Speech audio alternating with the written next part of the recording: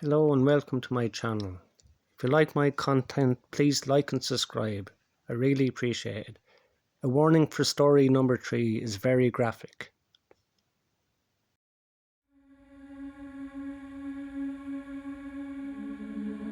Myself and a buddy on my squad responded to an alarm.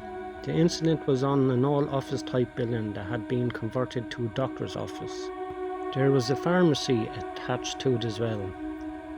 Our dispatch received a motion signal from an upstairs office. The key holder arrives on the scene and we're going to secure the building. The stairs were locked behind a door that of course the key holder didn't have the key to, so we took the elevator up to the second floor. The elevator opens to a pitch black hallway except for one overhead light at the end of the hall. We start checking the doors and so far all were secure. We get to the last office and sure enough the door was unlocked. We make entry and observe it to be an unused office. The door opened to a sizable waiting room and reception area. There were about 10 to 12 exam rooms, all cleared with no hiccups. We exit the office and immediately something seems off. That's when I realised the overhead light at the end of the hallway that was on before has now been switched off. I look at my squad mate and he's completely white. I asked him what's wrong and he said when all those doors we just checked closed and locked. I told him yeah, so my buddy says well now they're all standing open. Sure enough, all the offices down the hallway that we had just checked were now standing open.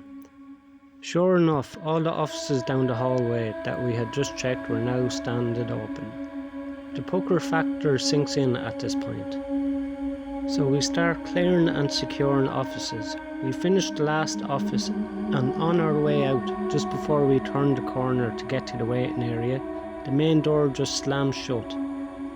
Then our radios start going nuts with some kind of static feedback. Now I just want to get the hell out of there. We get back into the elevator and head down to the first floor. We tried making contact with the key holder again, but he was nowhere to be found. The dispatch states that the key holder was still en route to us and was advising an ETA of 5 minutes.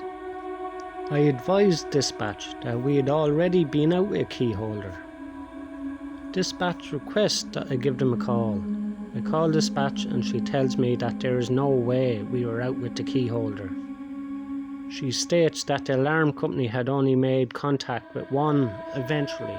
The real key holder arrives on the scene and I asked her about the man that had led us into the building. She asked me to describe him, so I did. She states that sounds like one of the doctors that used to lease the office on the second floor at the end of the hall. She then states that he had committed suicide at his summer home several days ago.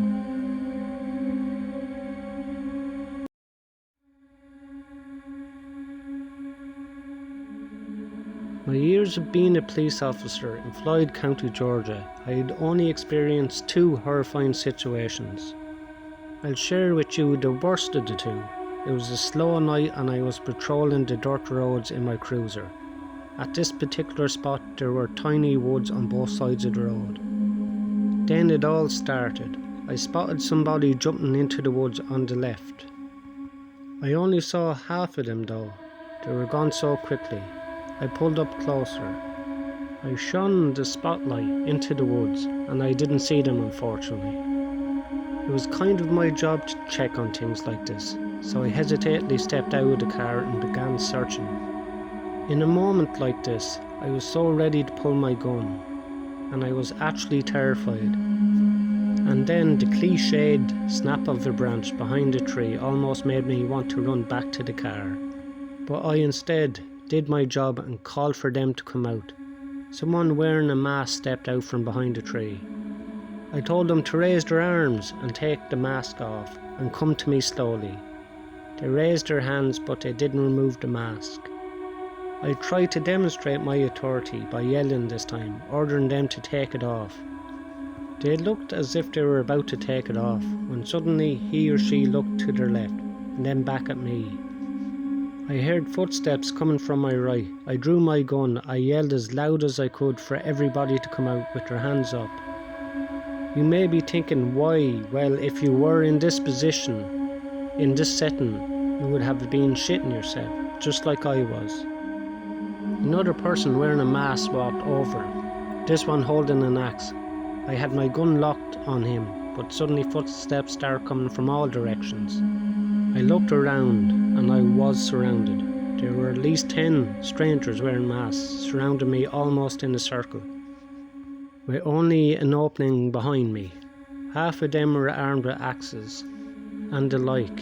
I stood there, gun raised, but not even aiming at anything at this point. I felt like I was going to throw up. One of them, I'm not sure which, finally broke the silence, telling me in a muffled, deep voice, "Go away." My heart dropped as he said this in a way that I knew I was going to live. I turned and ran for the car, driving down the road half a mile, all while calling for backup. As you would guess, the whole group was gone from the woods when the search team arrived. I have a theory on this, however. I believed that what I had witnessed was some kind of fucked up secret society that was planning on trapping an innocent passerby. I think that whoever jumped into the woods as I was passing by recognised my car as a police car and tried to hide. Had I not been a police officer, I believe they would have stopped me, led me to the woods, and done whatever this group does for its sick kicks.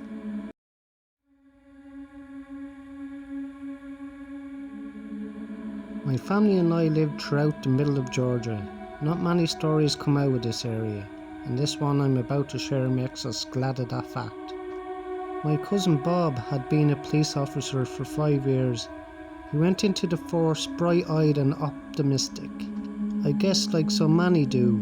It sounds corny, but he genuinely wanted to make a difference and help improve the lives of the people in his community. One day they got an alert from a house somewhere between Macron and Roberta. To hear Bob tell it was a place that people had thought was abandoned for years.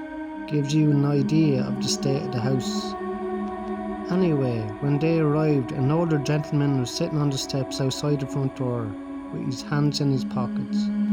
Bob and the other officer approached him and were alarmed to see that the man was crying.